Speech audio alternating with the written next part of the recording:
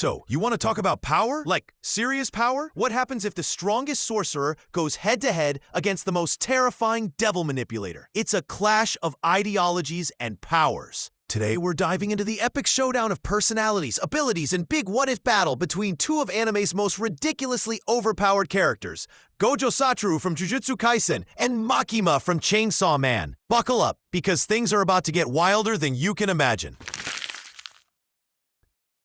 Let's start with our favorite blindfolded sensei. Outwardly, he's the epitome of chill. Think of him as that ridiculously talented friend who's always cracking jokes, teasing his students, and generally being a lovable goofball. But don't let the smiles fool you. This man can flip a switch faster than you can think. In battle, he transforms into a fiercely aggressive, overconfident powerhouse.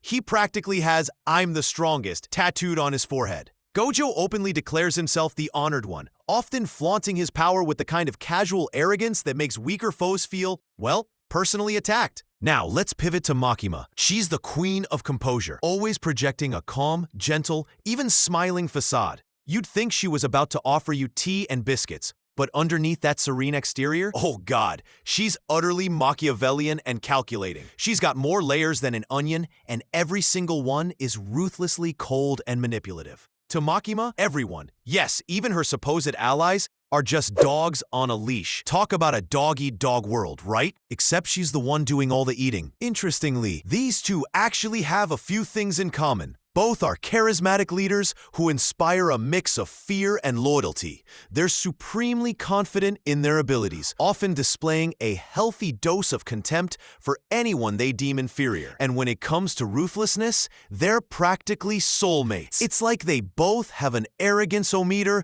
cranked up to 11. Gojo genuinely believes he's invincible, and Makima is convinced she can control anyone. But the differences are where things get juicy. Gojo's arrogance coexists with genuine care. He truly values his students and his best friend, Suguru Geto. When he mourns the loss of Riko or Geto, you see a glimpse of the very human heart beating beneath all that power. He's actually trying to build a better future for humanity from the ground up by nurturing the next generation of sorcerers. Makima, by stark contrast, is a master of deception. She feigns kindness toward her team, like Denji and Aki, but it's all a ploy to manipulate them. Unlike Gojo, who sees potential in people, Makima openly admits she's a necessary evil, viewing others as mere tools to achieve her ends. She's essentially the manager who says, "We're a family here," while secretly plotting to make you work overtime for free.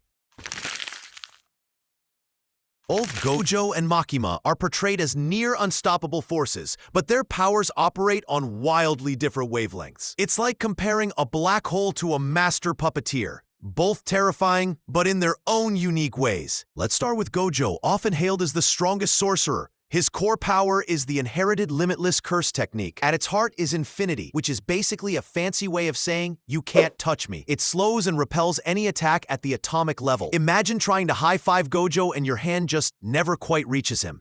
It's like an endless void between him and everything else, making him practically untouchable. Add to that the 6 eyes, a rare ocular power that grants him almost perfect perception. It's like he has infrared vision for cursed energy, making his attacks super efficient and his counters practically automatic.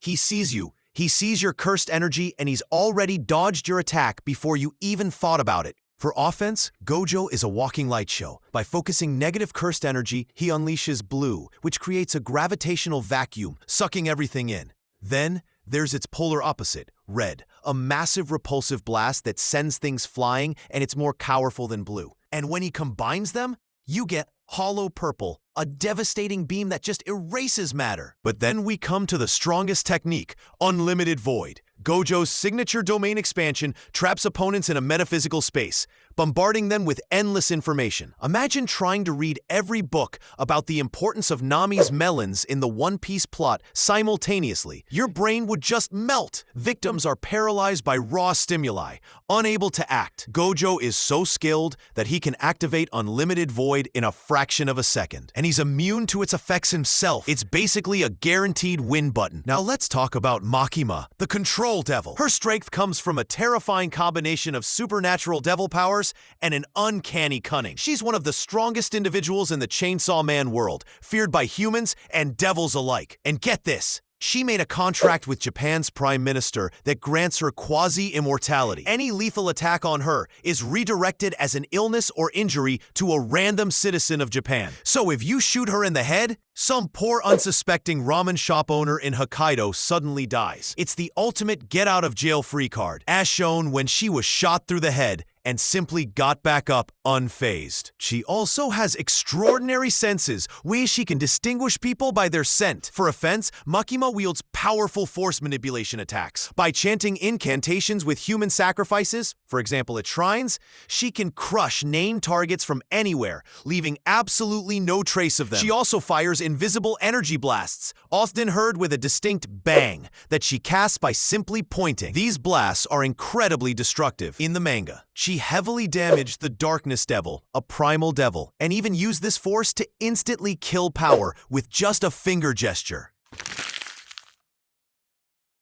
Beyond their raw power, Gojo and Makima play symbolic roles in their respective stories, adding layers of meaning that make us think, or at least make us gasp and wonder who's gonna win the next big fight. In Jujutsu Kaisen, Gojo is the shining beacon in a bleak world. He represents hope for the next generation. As a rebel within the conservative Jujutsu society, he's constantly challenging corrupt traditions and protecting innocent people, aiming to rebuild the system from the bottom up by educating young sorcerers. His character embodies the idea that one person's strength and ideals can truly inspire change. Philosophically, he wrestles with the immense burden of his power. In Chainsaw Man, Makima is the embodiment of authority, manipulation, and order. As the control devil, she literally represents the fear of domination. Thematically, she explores what happens when one person has absolute power over others. Makima's ultimate goal is to create a world without fear or death by subjugating Chainsaw Man, which is a chilling commentary on the dangerous idea of achieving utopia through absolute control. She's also a biting commentary on idolization and abuse. Denji sees her as a savior, the sun, which Makima shamelessly exploits. Intriguingly, her true personal longing was a simple one: to be reunited with Pochita and have a happy life, highlighting the themes of loneliness and what love truly means for immortal beings.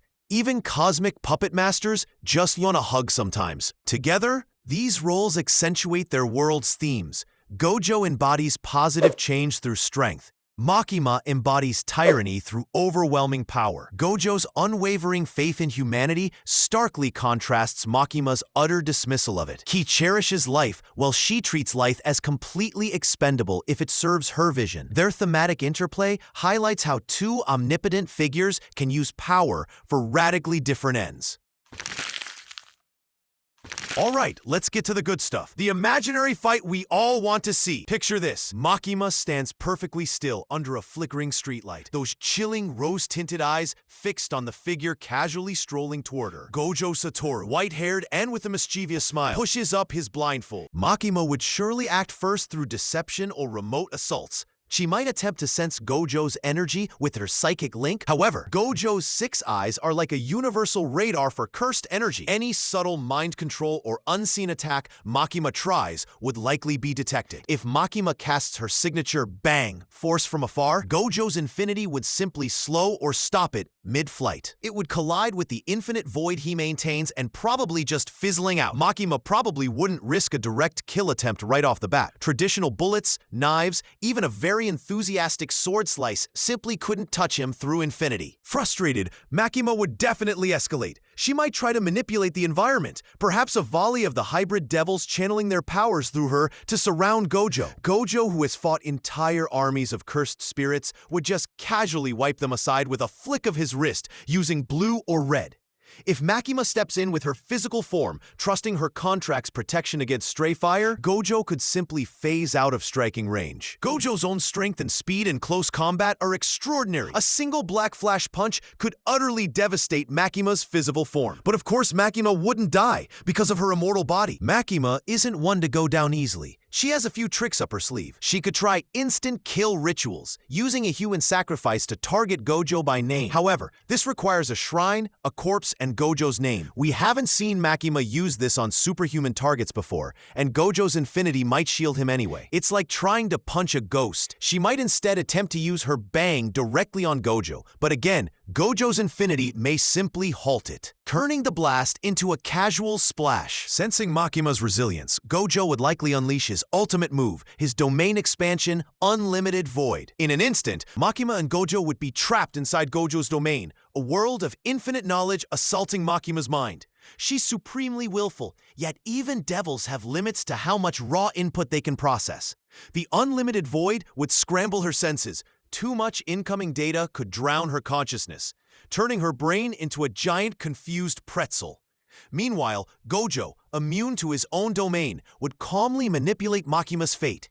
In that moment, a single hollow purple or a black flash hit to break her contract might just finish the fight. Game over, Makima.